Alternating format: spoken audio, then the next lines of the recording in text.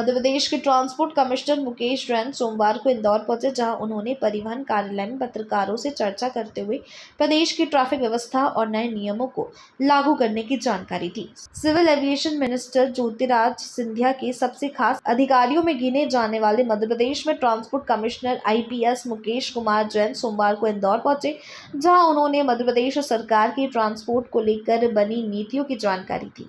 साथ ही उन्होंने 5 नए रूल की जानकारी दी। मुकेश जैन के मुताबिक प्रदेश सरकार ने safe speed, safe vehicle, safe road, safe fitness और यूजर बिहेवियर पर काम करना शुरू किया है, जिसके तहत वाहन चलाने की स्पीड को अलग अलग क्षेत्रों में मेंटेन करना, साथ ही सेफ व्हीकल के तहत वाहनों के फिटनेस, सीट बेल्ट और बॉडी लाइन की जांच करना परिवहन विभाग का मुख्य उद्देश्य बताया। गौरतलब है कि मुकेश जैन 1989 बैच के IPS ऑफिसर हैं, जिन्हें केंद्र मंत्री ज्योतिरादित्य सिंधिया का सबसे करीबी माना जाता है। सिंधिया के पिछले केंद्रीय मंत्री रहने के दौरान मुकेश जैन उनके जॉइंट सेक्रेटरी भी रह चुके हैं। का एक बहुत बड़ा कारण यहाँ पे यही है, अपने अधिकारियों से विस्तृत चर्चा करना कि हम विजन 0 का क्रियान्वयन ज़्यादा से ज़्यादा सक्सेसफुल तरीके से कैसे कर सकते हैं।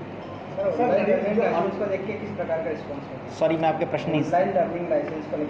ऑनलाइन लर्निंग लाइसेंस आप जानकर बहुत प्रसन्न होंगे कि पिछले माह जब 2 या 3 अगस्त को हम लोगों ने चालू किया था, तब से लेके 67,000 लोगों ने लर्निंग लाइसेंस अपने घर पर बैठ के, और ये एक बहुत बड़ा अचीवमेंट इसलिए कहूँगा कि 3 या 4 फ़ायदे आपके ऑनलाइन लर्निंग में होते हैं। पहली बात तो सुविधा, यानी कि उस चीज़ के लिए जिसके लिए आपको RTO ऑफिस आकर लाइन में लगना पड़ता था, उसके लिए अब आपको ज़रूरत नहीं है। अब आपके अपने घर पर बैठ के दिन में, रात में, सुबह जब भी चाहें अपना लाइसेंस ले सकते हैं, पहली सुविधा।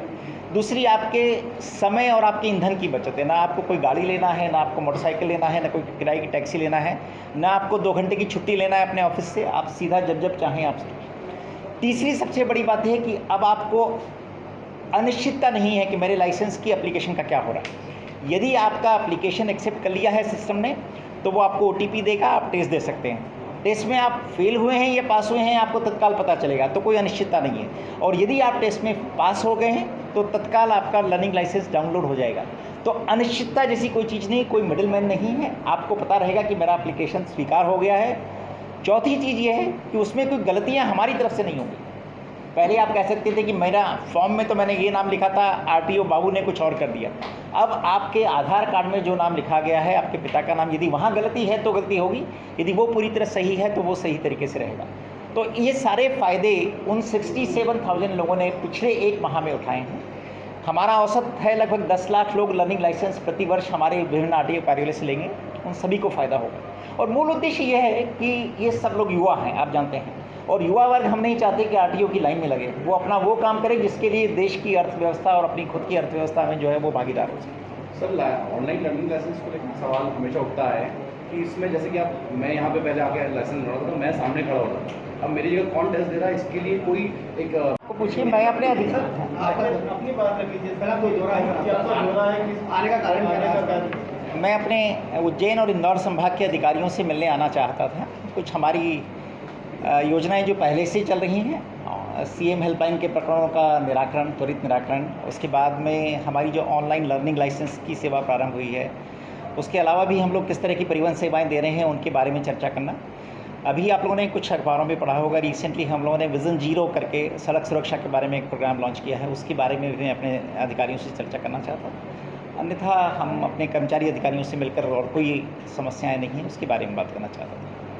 सर, विजन 0 को लेकर अपन का प्रयास कर रहे हैं, लेकिन हम तो पहले से ही जो स्टाफ की कमी से जूझ रहे हैं सर। उड़न दस्ता यहाँ का बंद है, ओवरलोडिंग चल रही है, तो इसको लेकर क्या कैसे सोचते हैं? बल नहीं मिल पा रहा है हम लोगों को, क्या आगे का रहेगा? विजन 0 के बारे में विस्तृत तो मैं कभी आपको बाद में बताऊंगा, लेकिन विजन 0 का स्टाफ की कमी से कोई सीधा लेना देना नहीं है। विजन 0 एक ऐसी कॉन्सेप्ट है जिसमें कि हम ये बताना चाहते हैं कि सड़क सुरक्षा में जो दुर्घटनाएं होती हैं उनमें से किसी की मृत्यु न हो, और उसके लिए ज़रूरी है कि हम बहुत सारे विभागों से साथ मिलकर काम करें। साथ पुलिस विभाग है, स्वास्थ्य विभाग है, NHAI और PWD, इसके अलावा एजुकेशन डिपार्टमेंट और NGOs। तो सामान्यतया जो विज़न हमारा विज़न 0 के बारे में है, उसमें जो आप कह रहे हैं स्टाफ की कमी, वो बीच में नहीं है। मेरा